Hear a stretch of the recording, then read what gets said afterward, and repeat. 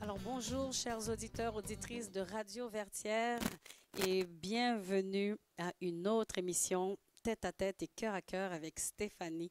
C'est toujours un grand plaisir pour moi de vous retrouver ainsi chaque dimanche. J'espère que vous avez passé une belle semaine et je vous souhaite de passer un bon temps en notre compagnie. Vous savez, j'ai toujours des invités intéressants et aujourd'hui ne fait pas exception à la règle. Je reçois une personne qui va vraiment vous inspirer, vous émoustiller par ses textes. Alors, il est d'abord connu comme un homme d'affaires émérite. Vous l'avez sûrement déjà rencontré pour la plupart, puisqu'il est le directeur général de Unitransfert au Canada, dont le siège social est situé sur le boulevard P9. Et oui, je pense que vous l'avez reconnu, il s'agit de nul autre que Pierre-Paul Gazmar, mieux connu sous le sobriquet de Polo. Alors bonjour Polo. Bonjour Stéphanie et heureux de te retrouver sur ce plateau de Radio Vertière. Eh bien, tout le plaisir est pour moi. Je partage cette joie, ce bonheur et je dois te dire que tu me fais revivre. J'ai pu lire quelques-uns de tes textes et wow, déjà bravo. Juste avant d'entrer en matière, je voudrais juste qu'on parle un petit peu de ton cheminement à titre d'homme d'affaires. Tu as fait des études dans le domaine de l'administration et une carrière dans le domaine bancaire, des services financiers, Oui, c'est bien n'est-ce ça. pas? Donc, en Haïti, tu travaillais déjà à la Unibank et après une carrière de 24 ans de services financiers, tu te lances maintenant dans la poésie. Qu'est-ce qui se passe? Bon, alors, je ne dirai pas après, puisque la carrière, elle bat son plein actuellement, Mhm. et je suis encore dans les services financiers. Oui, tout à fait. Et il faut dire que la poésie avait toujours été là, Mhm. mais j'avais dû mettre la plume avec des mots de côté, c'est la plume qui pondait des mots. Donc j'ai dû la mettre de côté un certain temps pour passer aux choses, selon moi, qui étaient des choses beaucoup plus sérieuses. Mais j'avais peut-être eu tort. Mais chasser le naturel, il revient au galop. Donc de temps en temps, j'écrivais à mes moments perdus, j'écrivais à mes pauses. Et une fois, j'ai décidé de publier sur Facebook. Et puis il y a des amis qui ont vu ça et qui m'ont encouragé à continuer à publier. Et finalement, ces mêmes amis qui appréciaient mes textes sur les réseaux sociaux m'ont carrément en pleine page Facebook m'ont dit on attend ton recueil. Mhm. Donc et je pensais que c'était une plaisanterie, mais ils ont tellement insisté que finalement j'ai dû prendre l'ensemble des textes que j'avais publiés sur Facebook et d'autres textes qui n'ont pas été du tout publiés sur Facebook et je les ai constitués en une compilation que certains appellent recueil de poèmes. Mais moi, je ne me considère pas comme poète, je me considère de préférence comme un arrangeur de mots. Je n'ai pas C'est la... de l'humilité Non, ou? non, mais non, mais non, mais non, je n'ai pas, disons, la prétention d'être un poète, étant donné que ce sont pour la plupart de ces textes, des faits que j'ai vécus et des faits que des gens que je connais ont vécu, d'autres que je ne connais pas du tout et d'autres que j'apprécie tout court qui ont vécu. Donc, lorsque généralement il y a ce genre de, de vécu, on écrit, que ce soit soi, que ce soit par transitivité. Donc, c'est pour ça que j'ai écrit. Je suis un être sensible généralement et puis Mais accepte le titre quand même, hein? Je pense que tu le mérites parce que ça prend une certaine compétence, un certain talent pour déposer justement ces mots sur une feuille de papier et maintenant susciter une émotion chez l'autre. C'est pas tout le monde qui a la capacité de faire ça. bon, ça, on peut le dire, on peut le dire comme ça. Sur ce point-là, je peux l'accepter puisque généralement on dit que le poète, parce que moi j'ai été quand même touché par des courants d'écriture, j'ai été touché par des courants littéraires. Je peux parler par exemple de la littérature haïtienne avec des poètes comme Coriolan Ardouin, des poètes qui parlaient de leurs sentiments personnels, ils étaient dans le lyrisme. Et puis par la suite, il y a eu des poètes comme des auteurs comme Émile Roumer, qui sont venus comme Félix Morisseau-Leroy, qui sont venus avec l'indigénisme de la littérature haïtienne, alors de la poésie, c'est-à-dire ils ont mélangé des mots créoles au français, qui était la langue officielle. Donc, lorsqu'on entend par exemple Marabout de mon cœur au sein de mandarine, tu m'es plus savoureux qu'un crabe en aubergine, c'est du Roumer, mais avec de l'indigénisme, c'est-à-dire du vécu de la terre, Oui, du terroir. du Typique. terroir, c'est ça, du terroir, du vécu des gens qui vivent sur cette terre-là, et avec bien entendu la langue que l'on nous a donnée, la langue. Qui évoque quand même certaines images, une mémoire qui vient chercher quelque chose en nous aussi en tant qu'Haïtiens. Évidemment. Donc, oui. Et là, je dois dire merci à mes premiers professeurs de littérature. Je veux parler de Vénel Rimaret, qui fut mon premier professeur en classe de 5e au Collège canado-haïtien. Et ensuite, j'ai eu le professeur Denis, qui avait une école aussi sur Nazon, mais qui était professeur au Collège canado-haïtien. Donc, ce sont ces messieurs-là qui m'ont donné le goût à la littérature. Et Vraiment. l'écriture a débuté donc très tôt, depuis ta tendre enfance, dès ta tendre enfance en Haïti. Oui, je me suis souvenu que mon premier texte était un texte écrit après une bastonnade reçue de mon grand-père, okay? Parce que je faisais tellement de désordre et puis il m'a dit écoute Polo, arrête. J'ai pas pu arrêter, je voulais tellement m'amuser. Et là, j'avais peut-être 12 ou 13 ans. Et puis là, j'ai écrit un texte qui le condamnait de cette bastonnade. Alors, merci à ton grand-père. Hein? Oui, ça, il faut le dire. Et donc, disons que c'est mieux, c'est quand même mieux que de rejeter cette colère sur quelqu'un. Ah non, mais Hein? je n'aurais pas pu rejeter la colère sur qui que ce soit. Et puis, je dois dire que je n'ai que de très bons souvenirs de mon grand-père et de mes grands-parents en général. Je dois dire que quand je parle de mes grands-parents maternels, ils ont été là pour moi. Ils ont été comme mes véritables parents. Donc, D'ailleurs, tu leur rends hommage dans ton livre, ton évidemment. recueil. Tout au début, disons que, bon, on commence par des remerciements, mais avant cela, il y a C'est une juste après. déclaration d'amour à tes 3 fils Oui, bien sûr. et tu rends hommage à tes grands-parents maternels Oui, qui sont Papi Toto, oui, Anthony et Augusta Grani. oui, évidemment. Wow. C'est ça. Alors, Polo, Oui. qu'est-ce qui se passe dans la tête et dans le cœur d'un jeune garçon du primaire qui écrit de la poésie? Il écrit sur quoi? Quels sont les sujets, les thèmes qui l'intéressent, qui l'interpellent? Généralement, lorsqu'un jeune écrit au primaire, il écrit pour ce qui le motive, pour ce qui constitue son entourage. Très jeune, j'ai été conduit à l'église par ma mère, par mes grands-parents, donc qui fait que j'ai commencé avec des textes sur Dieu. Mhm. Et par la suite, pour rendre gloire à Dieu, hommage à Dieu, par la suite, j'ai écrit des textes à ma mère, ok, qui était là pour nous. Et ensuite, j'ai commencé quand même à grandir et à voir la femme autour de moi. Dieu, comme on dit, Dieu a pris le bord en bon québécois. Tu as mis Dieu de côté. Non, je n'ai jamais Tu as mis Dieu, donné je n'ai jamais mis la Dieu de place à côté la femme. non, non, je n'ai jamais mis Dieu de côté dans ma vie. Au contraire, Dieu a toujours été présent. Mais Par dans tes contre, textes, oui, dans mes textes, Dieu a toujours été présent. Même dans les textes qui parlent de la femme, on sent un peu de divin. Donc, puisqu'il est le créateur de la femme, n'est-ce pas? évidemment, il n'y a pas à Hein? sortir Tu de t'en là. sors bien, Polo. Non, non. Alors, je ne veux surtout pas m'en sortir. Je veux surtout dire que je suis humain et Oui. que définitivement un être humain vit en fonction de son entourage. Je crois que c'est Rousseau qui disait que l'homme n'est bon et heureux, c'est la Oui, société qui qui le le corrompt corrompt. et le Ouais. déprave.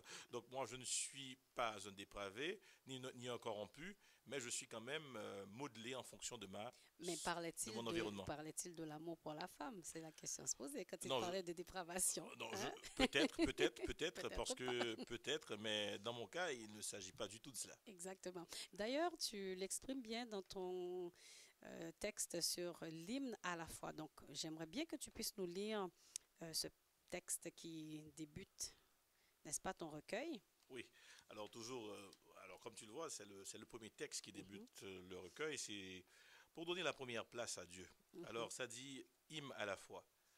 Je crois en Dieu, pleinement je l'assume, être suprême au-dessus des cieux, esprit firmament qui dissipe toute brume. Je suis chrétien, fièrement je l'affirme. Christ est mon véritable soutien. Il me protège et m'évite la sèche déprime. Je suis pécheur, honnêtement je l'admets. Faiblesse, désir, j'en suis porteur. Au Très-Haut, sincère repentance je promets. Je suis humain, sciemment je le vis. Le Tout-Puissant m'a tendu sa main, je veux la saisir. Lutte contre folles envies. Je suis aussi mal, courageusement je fuis. Les bas instincts d'un bonheur banal. Infinitésimale guerre entre paix et dur ennui. Je crois en Dieu, et fortement j'y croirai encore. Il est le seul en ce monde vicieux qui m'efface des craintes et brise tout inconfort. Alors, Polo, cet hymne à la foi, est-ce une façon déjà disons, de t'excuser auprès de Dieu pour les péchés que tu commettras plus loin dans tes textes Euh, fougueux euh, sur la femme et l'amour? je crois que définitivement, je ne l'ai pas fait dans le sens de, premièrement, de me faire pardonner. Je dois dire que mon pardon à Dieu, je le fais tous les jours, je le demande tous les jours et tous les soirs, parce que des fois, par le simple fait de penser à quelque chose, on pêche. Par le simple fait d'être en colère, on pêche. Donc il faut toujours être en position de demander pardon à Dieu. En ce sens, oui, je demande toujours pardon à Dieu. Alors, tu dis bien, je suis pécheur. Honnêtement, je l'admets. Faiblesse, désir, j'en suis porteur. Je suis humain. Ciment, je le vis. Et ensuite, tu dis, je suis aussi mal. Courageusement, je fuis. Alors, pourquoi je dis que tu demandais à l'avance pardon à Dieu? Tu as préparé le terrain. Hein, tu parles ici de bas instincts de bonheur banal parce qu'ensuite, la prochaine section, après foi, vertu et solitude, c'est femme et amour. Et à mon tour maintenant de lire un texte qui porte le titre de Hommage à toi. Et vous allez bien comprendre pourquoi je dis que Polo savait bien ce qu'il faisait. Il a préparé le terrain, il se justifie bien par Bon, cet hymne à la fois. alors je vais t'écouter. Alors, le texte dit ceci. Je vous préviens, accrochez-vous bien. Femme, beauté fauve, tu m'épies, je te suis. Je te guette, tu te sauves. Tu reviens et je fuis. Femme, tu m'épates. De loin, je vois venir ta silhouette sublime qui m'exalte. Je lutte pour me retenir. Tu arrives près de moi, ta présence turbulente me plonge dans les mois. Je te contemple en dilettante. Plus tu te rapproches, plus je tremble des mains que je glisse dans mes poches. Tu me calmes d'un air serein. Me fixe d'un regard doux et tendre qui dit tout. Et moi, encore hagard, je tombe à genoux. Tu te recroquevilles en lionne pour me redresser. Salive coincée sur les papilles, je me laisse terrasser. Wow! Wow, mais c'est vibrant de t'entendre, hein? Mais il faut dire que généralement, l'homme peut tomber sous le charme de la femme. Et des fois, ce charme devient si irrésistible que l'on voit devant soi une lionne qui rugit, une force avec laquelle on ne peut vraiment pas se battre. Cette sensibilité féroce nous met à genoux. Oui. Et des fois, on Et on tombe. oublie tout interdit. Il ne faut pas oublier les interdits. Il ne faut surtout pas les oublier. Et c'est là que des fois Dieu revient. Ah, C'est là que des fois Dieu revient pour empêcher la tentation. ah bon. Alors pour suspendre la tentation, parce que la tentation a déjà commencé, mais pour faire en sorte qu'il n'y ait pas plus de mal que ça. Par contre, tu dis bien à la fin du texte, je me laisse terrasser. Alors, on ne parle plus de tentation. Là, tu as succombé. Évidemment, Hein? évidemment, évidemment, parce que ça peut arriver que l'on tombe. Mhm. Là, et comme Martin Luther King l'avait dit une fois, il ne faut pas juger un homme à la vitesse à laquelle il tombe, il faut surtout le juger Oui, à la vitesse à laquelle il il se se redresse, relève, il se effectivement. remet debout. Oui, Donc là, il faut être capable de se remettre debout et de dire oui, j'ai péché et je demande pardon. Et éviter de... pour pécher de non, nouveau. non, non, non. Et éviter de tomber dans le péché à nouveau. Et pourtant, après Hommage à toi, il Oui, y a Maintenant tu es, et ensuite Femme fantasme, n'est-ce oui, pas? Que bien je sûr. ne lirai pas en ondes. Et après Femme amour, il y a la section Québec. Donc Québec où tu nous exposes, mon Dieu, je ne dirais pas les joies de l'hiver, hein. On laisse ça derrière nous. On est tellement heureux en avril Oui, que la mais neige Oui, soit passée. mais il faut dire que si nous vivons ici, même lorsque nous ne supportons pas trop l'hiver, nous n'aimons pas trop l'hiver, mais il faut vivre avec l'hiver. Et parce que nous avons des enfants qui ont grandi ici, qui aiment Oui. la neige, qui aiment aller skier, qui aiment les plaisirs d'hiver. Oui, Donc, ça fait partie de notre vie, hein, de évidemment, notre identité aussi. évidemment, ça fait Tout à partie fait. de notre identité, Oui, puisque nous sommes aussi québécois. tout à fait. C'est ça. Là, tu dis, il y a soleil d'hiver, tempête de neige, coucher de soleil à Montréal. Ensuite, il y a la section aussi Haïti que j'aime beaucoup. Dans la section Haïti, tu débutes avec un texte qui a pour titre 12 janvier 2010, pardon, Si ce jour était su.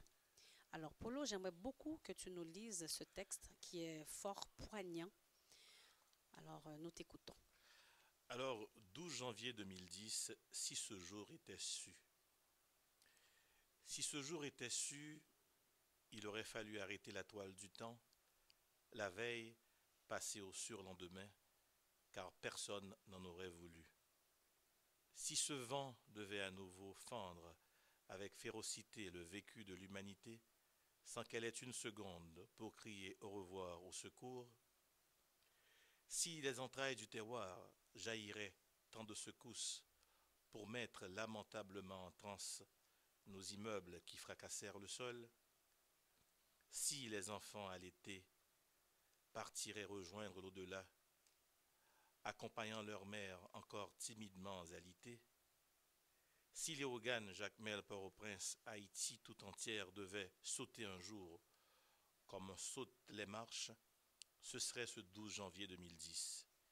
Si aujourd'hui je songe à mes amis Ramon, Nadine, Nancy et tant d'autres, c'est que ce jour les aura sauvagement emportés. Nous n'aurions jamais voulu de ce jour, infâme, injuste, qui ravagea, tua, des espoirs, des familles, un pays déjà en plein déboire. Oui, si ce jour était su, il aurait fallu arrêter la toile du temps, la veille, et passer au surlendemain, car personne n'en aurait voulu. Wow.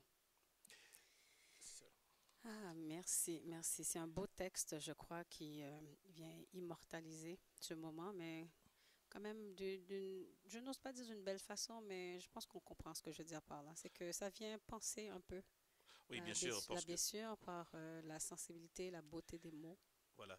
Alors, il faudrait éviter ce jour si on était capable de l'éviter. Et Mhm, malheureusement, le destin est ce qu'il est, et la nature est ce qu'elle est aussi. tout à fait. Et en même temps, quand on écrit un hymne à la fois et on écrit Je crois en Dieu, on accepte l'inacceptable Évidemment. et on se dit que tout arrive pour une raison. Et à la suite de ce texte, tu as écrit aussi Bracero, donc il y a des sujets qui te touchent particulièrement. Tu abordes plusieurs thématiques d'injustice, entre autres, tu écris sur les Bracero pour la situation des immigrants haïtiens dans les bâtés en République dominicaine. Oui, ce texte-là, je l'ai écrit, il faut dire, il y a très longtemps. J'étais encore, je crois, je pourrais dire en troisième ou en quatrième. Mhm, Et à cette époque, il y avait beaucoup de cris autour de nos frères qui travaillaient dans les champs de canne à sucre en République dominicaine. Et le texte, je l'ai légèrement modifié, mais c'est un texte qui existe dans ce que j'appelle un cahier de poésie ou bien de texte que j'ai depuis l'âge de 10 ans, malheureusement que je n'ai plus, mais qui a près de 200 textes dedans. wow, Mais je n'ai mhm, jamais pu retrouver ce texte, ce cahier-là. mhm. Donc je me suis souvenu de ce texte, particulièrement parce que je l'aimais et ça me touchait malgré mon jeune âge à l'époque. Mhm. Donc alors Bracero, ça se dit, alors je l'appelle Bracero parce que je m'adresse à un frère, à une personne que je ne connais pas, que j'imagine que je connais, et je sais que cette personne part avec beaucoup de blessures, mais elle doit partir. Donc, mais c'est un texte qui s'adresse à tous les immigrants qui Oui, vont travailler également ailleurs, qui vont laisser Haïti pour aller au Chili, au Brésil, qui vont laisser Haïti pour aller n'importe où, pour les Africains qui prennent, mon Dieu, n'importe quoi pour se rendre en Europe et définitivement qui se font euh, dévorer par la faune marine. Et c'est un texte qui touche tous les immigrants qui connaissent des difficultés. Et je dois te dire que c'est l'un de mes textes qui a été le plus partagé oui. sur Facebook. C'est un texte immortel, en fait, Et, intemporel. Parce que, évidemment, exemple, ici, tu parles de la situation des Haïtiens en République dominicaine, mais qui n'a malheureusement pas évolué, évidemment, n'est-ce évidemment. pas? Alors, ça dit, Bracero, mon frère, tu pars, tu quittes le sol natal, main vide, machette en bandoulière. Faute de mieux, fuite de vie banale, à pas décisif, tu fonces vers la frontière, laissant pitoyablement famille, massure, femme, enfant ingénu, croyant pouvoir revenir tranquille avec de quoi qu'il ne soit plus nu, abandonnant tristement amis, habitudes et vices du terroir, pour embrasser amèrement le déni qui t'attend ferme, juché à son perchoir. Mon frère, tu pars, mais sois fort, car de l'autre côté du lac, malgré tes courageux efforts, il te sera difficile de remplir ton sac. Tu travailleras sans relâche pour t'assurer d'un meilleur sort, crieras à l'assaut face aux lâches qui en voudront à ton maigre trésor. Wow. Ah, c'est magnifique, c'est poignant. Oui, et c'est ce que justement vivent nos frères un peu partout. Lorsque par exemple des gens, après avoir vécu quelques années à New York et qui n'ont pas de malheureusement de résidence et qui doivent partir, ils sont expulsés Oui, en laissant tous leurs biens meubles. Des fois, ils n'ont même pas eu le temps de prendre ce qu'il y a à la banque. oui, Et bon, comme c'est un compte bancaire, il y a toujours moyen de faire venir l'argent. Mais c'est dire que l'immigration n'est pas douce pour tous. Et l'immigration n'est pas facile pour nos frères et puis pour ceux qui sont dans la misère. Et lorsque l'on fait un petit coup d'œil sur l'histoire du monde, l'on remarquera que ces riches, ces grandes puissances ou ces riches colonies sont aujourd'hui les pays qui sont les plus ciblés par leurs anciennes colonies. tout à Donc, fait. c'est une sorte de retour, une sorte de karma. Mhm. Vous nous avez exploités et aujourd'hui nous venons vivre chez vous, acceptez-nous. Mais le plus souvent l'oppresseur refuse. Il dit il faut retourner chez vous, même lorsque je vous ai pillé, mais retournez chez vous, allez vous arranger avec votre misère. Oui, Je ne tiens pas à vous redonner. Alors on peut prendre comme exemple ce qui s'est passé récemment. On dirait que les gens qui sont ici ne sont pas responsables de ça. Les gens qui vivent actuellement ne sont pas responsables, on peut le comprendre. Mais si aujourd'hui, l'argent par exemple que le président Jean-Pierre Boyer avait été, disons, avait été au moins euh, euh, pensé même une fois par les Français et qu'ils auraient dit le, le mouvement pour la basilique Notre-Dame aurait été le mouvement pour rembourser ne serait-ce que partiellement exactement. cette somme à la République d'Haïti, nous aurions peut-être connu un élan de, de compréhension par rapport à ces anciens euh, oppresseurs. Il faut les appeler ainsi parce que c'est ce que C'est ce c'était, que c'était exactement. C'est une question de rapport de force. évidemment. Donc, Bracero, et ça fait un très beau lien. Bon, c'est sûr qu'à la suite, il y a Haïti, tu te bats, mais c'est un très beau lien vers Monde. Tu peux nous parler un petit peu de cette section? Alors, la section monde, c'est une section qui parle des différents problèmes que, que vivent les différentes parties du monde actuellement. Et par exemple, il y a, comme on le voit, il y a des attentats attentats terroristes qui se font un peu partout. Mhm. Et c'est à cette... et malgré que justement ces attentats, malgré que ça arrive chez ces anciennes colonies, Mhm. ça nous touche quand même, parce que c'est également une partie de nous. C'est Et c'est l'humanité, l'humanité. tout à fait. Il y a aussi la La pollution, il y a pollution. Mhm. aussi, il y a la guerre. Donc le texte qui s'intitule Tourbillon, Mhm. est un texte qui touche beaucoup de cas d'oppression à travers le monde, qu'il s'agisse d'actes terroristes, qu'il s'agisse de, de misère, qu'il s'agisse euh, de dénudement de la planète. Mhm. Donc, tourbillon, si tu permets, je La peux, guerre. à la page 60, Mhm. Peut-être juste un un extrait, tout extrait, simplement. Mhm. ça dit que les avions frappèrent les tours qui tombèrent tour à tour. Donc, on parle ici des tours Jumelles, jumelles. oui. Mhm. Les fusils ont rougi les pages de l'hebdo aux millions de tirages. On parle Mhm. ici de Charlie Hebdo, Et il y a un paragraphe aussi qui parle un peu de la guerre. Donc, l'homme victime de l'homme se vole, se viole et s'assomme. évidemment. La paix avance et recule d'un pouce, cependant, elle n'amasse pas mousse. Oui, c'est Belle ça. plume. Et il y a aussi la section temps et nature, qui est l'avant-dernière portion et qui nous parle de quelle thématique exactement? Alors, temps et nature, bon, ça parle du temps, ça parle de la nature, de ce que nous vivons actuellement. Alors, c'est une partie que j'éviterai de lire, mais que, comme la ventilature est pour le 5 mai, Oui, à Leonardo da Vinci, donc pour savoir plus, n'est-ce pas, sur le recueil, donc je serai disponible là-bas. Il y aura un spectacle avec tambour, danseuse. Il y aura également lecture de de texte. textes. Mhm. Et il y a un de mes textes qui est mis en chanson par le chanteur Toto Laract. Ok, Ah, donc on aime beaucoup ce Toto. sera la primeur. Il aura à chanter aussi ce morceau. Alors, nous espérons vous avoir donné le goût. Nous vous invitons en grand nombre. Alors, je répète, l'avant-signature, le lancement aura lieu au centre Leonardo da Vinci, donc à Saint-Léonard, situé sur le boulevard Lacordaire, à l'angle de... Enfin, c'est pas loin de Jarry, C'est pas n'est-ce loin de pas? Jarry. C'est pas loin de Jarry. À la salle Piccolo, donc en haut. C'est ça? Donc, les portes vont ouvrir à 16 heures et le cocktail va débuter à 16h30. Donc, de 16h30 à 17h45, c'est le cocktail, la ventilature en soi et le spectacle commencera à 18h C'est ça. pour prendre fin vers 20h30. Exact.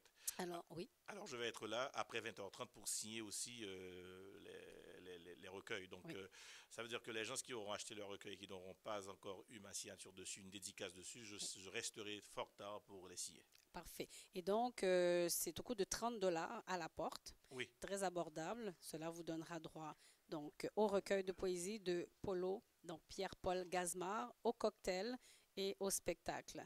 On vous invite, on vous encourage à être présent en très, très grand nombre. Ça sera, ma foi, une soirée fort agréable et vous allez pouvoir vous délecter de ces beaux textes.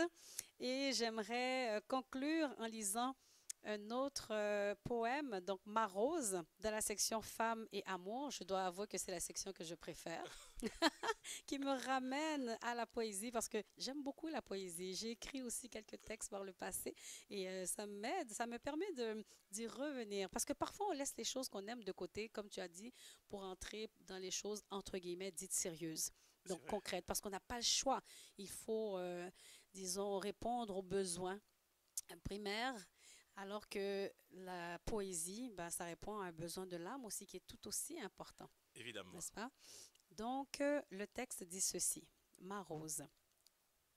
Alors, je te surnomme le petit prince, hein, Polo. Merci. Comme lui, tu as une rose. Il existe une rose au jardin du grand bonheur, avec dizaines d'oiseaux chanteurs, rayonne une belle et tendre fleur, la seule à belle et enivrante lueur. Il est sans duo de chaleur et fraîcheur. Hommage à cette douce rose, embellie d'un sourire qui arrose mon cœur où la tendresse explose, revêtue de pétales en prose, yole que berce mon fleuve en pause. Existe-t-il autre comme toi Ma rose. Mais cette rose a de la chance, hein? Ah oui, mais c'était une rose.